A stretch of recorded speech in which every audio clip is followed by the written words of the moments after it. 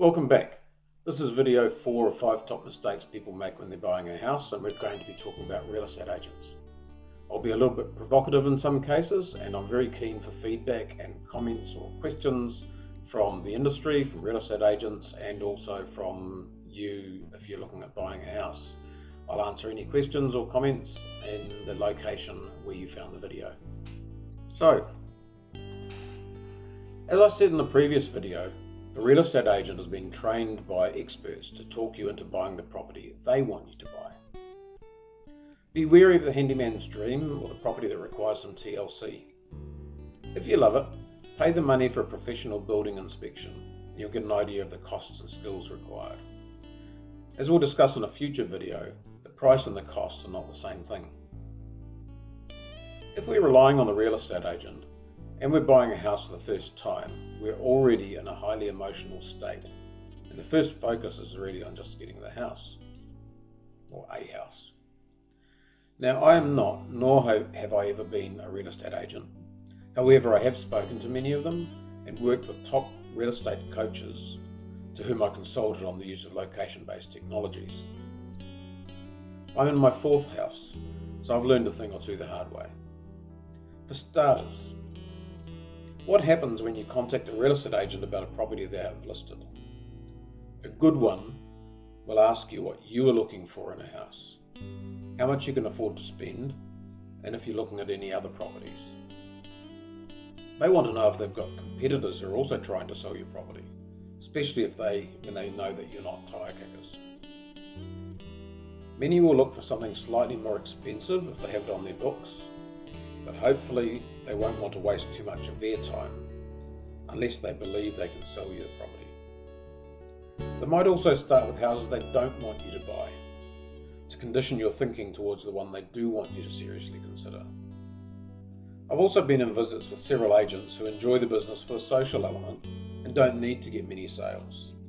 They're often time wasters, and if you're serious, you probably want to see a lot of houses, but only the ones that meet your criteria, which may change as you gain experience of what's on the market and how much you can afford to spend. I found it interesting when I was training some real estate coaches about mobile technologies some years ago. And I asked them if the Pareto principle, that's the 80-20 rule, applied to the volume of sales made by individual agents. They said no. 95% of properties are sold by 5% of the agents. These are the real professionals. Some people are in the job as a social activity. They might not even have to work. Some are in it because they want to get rich. There are some who are staunchly in it for the vendor, some who will do whatever it takes for a quick sale and put just as much pressure on the vendor as they do the buyer. They're the ones you want as a buyer, but not if you're selling property. You should have a list of questions for the agent themselves. How long have they been in business? How many properties have they sold recently? A salesperson who hasn't made a sale for a while is hungry, is more likely to at least look for a win-win negotiation. Do they know the area? I've been taken on some interesting journeys, backtracking, or as we say in New Zealand, tiki touring, all over the place because the agent hadn't planned the trip when they took me from one property to the next, and or didn't know the area at all. Often after you tell them what you're looking for, they will have a list of properties to show you. If the order they showed them to you is odd, that may well be because the last house they show you is the one that they're wanting you to buy. Frequently, what they show you is nothing like the wish list you told them you're looking for. It might be the one they have as a sole agency because it will make them the most commission. They may have some other reason as to why they want to move a specific property quickly. Perhaps it has been listed with more than one agency. This often happens if the sole agency hasn't been able to sell the property quickly on their own. It may have been on the market too long, in which case it's getting harder to sell. It's important to assert yourself if you're not happy with what they're showing you.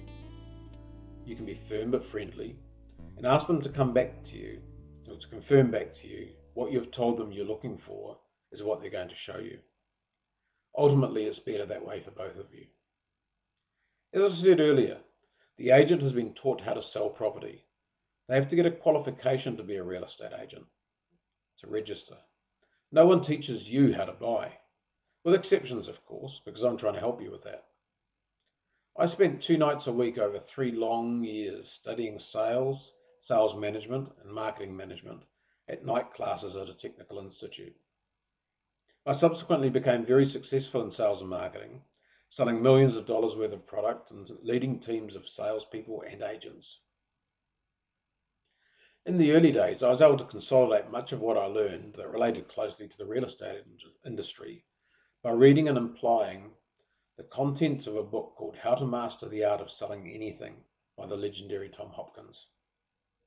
Hopkins was one of the most successful real estate agents, salespeople in America in his time. He wrote many books and training courses on how to sell property. His family have now taken over the business, which is huge and rightfully respected. Like many, they found that training was even more lucrative than selling, even to the rich and famous. In this case, for me, you're getting it for free. I'm not getting into detail here, but a good salesperson is taught everything from how to make the house attractive, what to spruce up, how to stage furniture, through to putting a drop or two of vanilla essence on a hot stove element to make the house smell like fresh coffee. That's one way you can spot a good agent. I've seen some shockers. My wife and I once visited a tenanted house, which the tenants clearly didn't want sold, even though I wanted it as a rental. And if they were good tenants, they could have stayed on. There was a fishy smell throughout the house, a dripping wet sack of kina, those are sea urchins considered a Maori delicacy, on the kitchen floor, days of dirty dishes, and empty KFC wrappings on the kitchen bench. There was a hole that looked like it had been punched into a wall with a fist, decorating one of the bedrooms, which also contained a bucket of soiled and smelly nappies.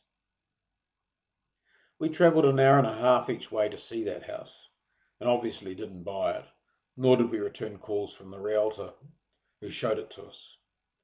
That was half of our valuable weekend gone. I'll talk about real estate sales psychology and neuro-linguistic programming.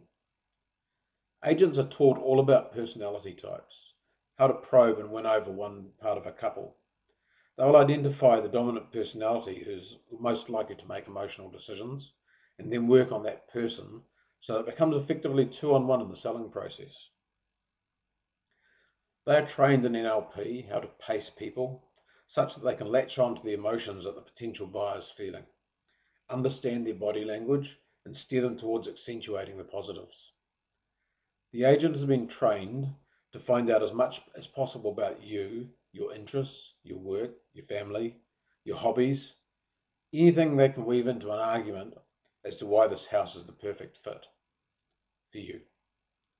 As I said before, they will sell the sizzle to you because they know that appealing to your emotions and your values, they can draw you in. Now that I've told you this, you can prepare for it.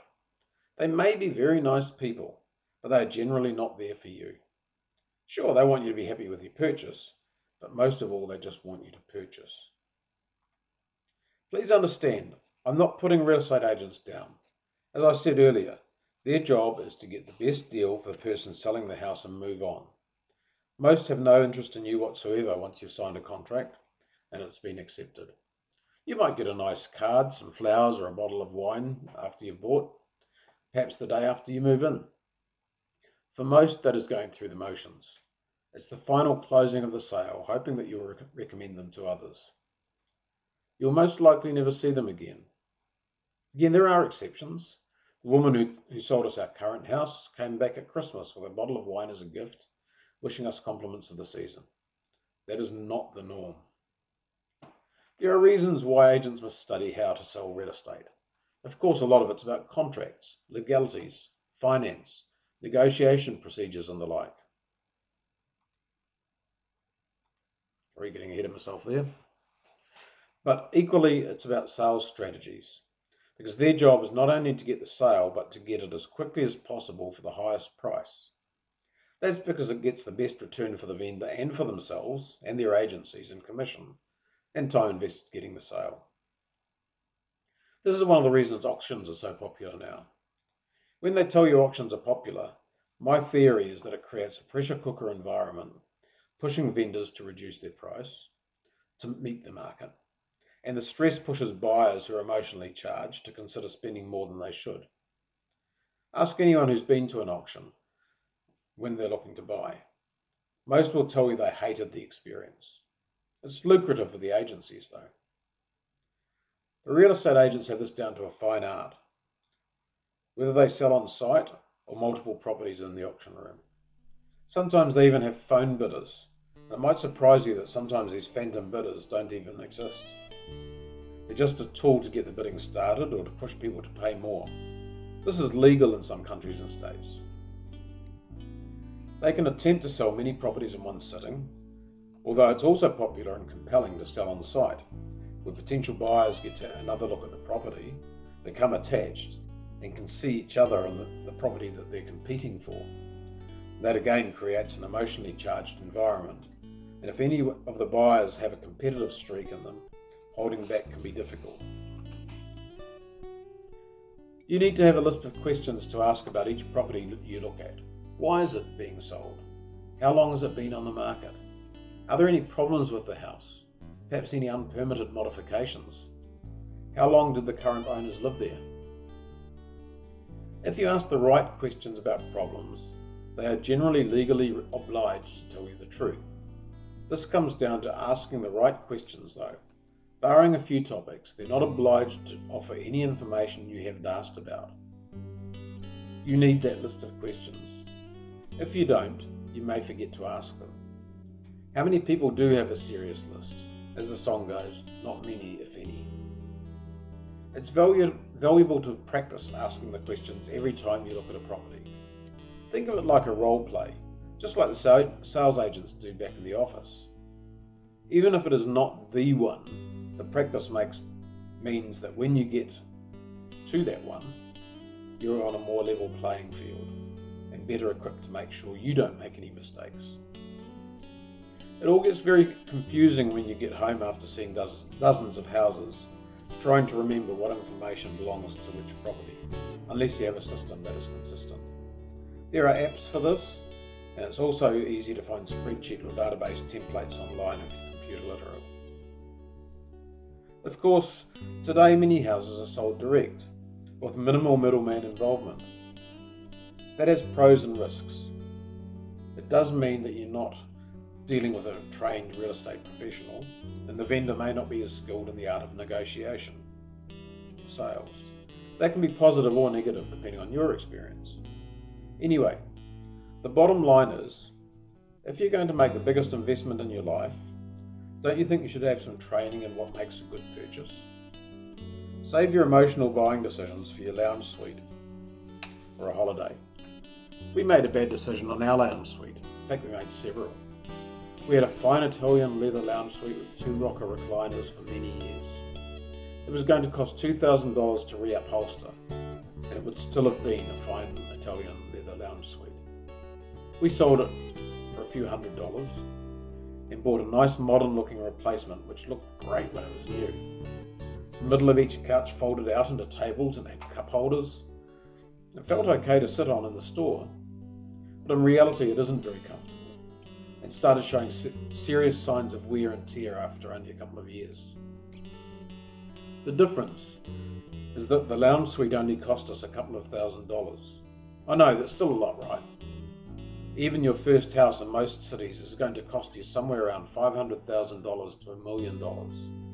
When it comes to resale value, a house is worth what someone is prepared to pay for it, not what you paid for it. In Auckland, where I live, the median price is close to $900,000. In the next video, we're going to have a look at different ways you can do research into areas and properties before you even leave home. I'll strongly urge you to do that because you will very soon get sick of visiting properties, viewing properties, especially if there are some that you could have ruled out and not visited. So please bookmark the location where you found this video, leave a comment, a like, share it, and ask any questions you have, and come back for episode 5 of the video series, Research, Know Before You Go. I look forward to seeing you then. Cheers.